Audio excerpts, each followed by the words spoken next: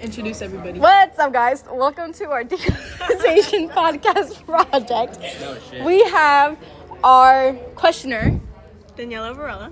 and me and Aniya Wilkins, the one and only. me, as in Leilani Flood, are going to be telling you about our countries. Here you go, Daniela. Current and past names of countries before and after the colonizations. Colonization. Did I say that wrong? Okay, It's okay. so my current name of my country is the Republic of the Philippines, which the past was the Philippine Islands, or you can say República Filipina. And yeah. Wow. Okay, your turn. Okay. I like those names. I like those. Okay. My current country's name is spelt like chosen, but you pronounce it as Joseon. And my past names are Goguryeo, one of the three kingdoms of Korea, Silla, and Baekje, I'm pronouncing those terrible, other two of the three kingdoms, Unified Silla, Goryeo, which is the dynasty from 918 to 1392. Anyway, Joseon and Daehanjaguk, established in 1897. Okay, and what are the countries they gained independence from? So the Philippines gained independence from Spain, which later the U.S. gained control after the Spanish-American War. Okay. Wow. Okay. Korea was liberated from the Japanese rule in 1945 at the end of World War II when Japan surrendered to the Allied powers on August 15, 1945. So this division eventually led to the creation of two separate states in 1948 and the outbreak of the Korean War in 1950. What do you think would happen if they didn't break apart? They'd be best friends. Okay. Okay. What year did the independence gain? So for the Philippines, they gained independence, once again, from Spain in 1898. Well, Korea gained independence in 1945. Yeah. Okay, can you give me a brief summary of the events that led to your country's independence and a comparison with your partner's country? Yes, of course. We have multiple events, which one is the Philippine Revolution, which happened between the years 1896 and 1898. And then following that was the Spanish-American War and Treaty of Paris. And then after that, it was the Philippine-American War, which was between the years 1899 and 1902. And then the Philippine Commonwealth and Independence. Dang. That's a lot. That is a lot. Oh my goodness. Can't believe your country went through that. I know.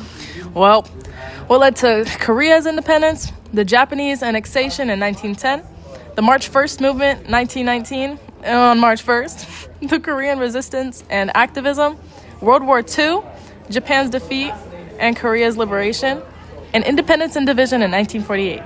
And what happened during the independence and division in 1940? What'd you say? 48.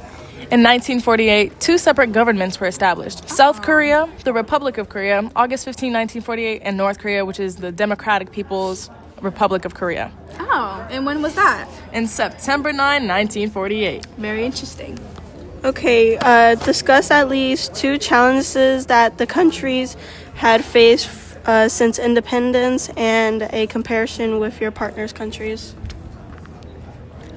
Oh, wait, I forgot from the last one I had to compare it with Korea. During this time, South Korea logged far behind the Philippines in terms of economic performance. And now the two challenges were the economic development and political modernization. Those were the two. And to connect it with Korea, Korea was in the lead of the economic development during this time. Wait, what happened in the economic development? Korea led. They were ahead, where it was a difference between them and the Philippines. Okay. Some challenges my country faced was the Korean War from 1950 to 1953 and the military dictatorships from the 1960s to 1980s. Interesting. Yeah. Comparing your country's biggest success since independence. Biggest success, that would have to be the dynamic and rapidly growing economy.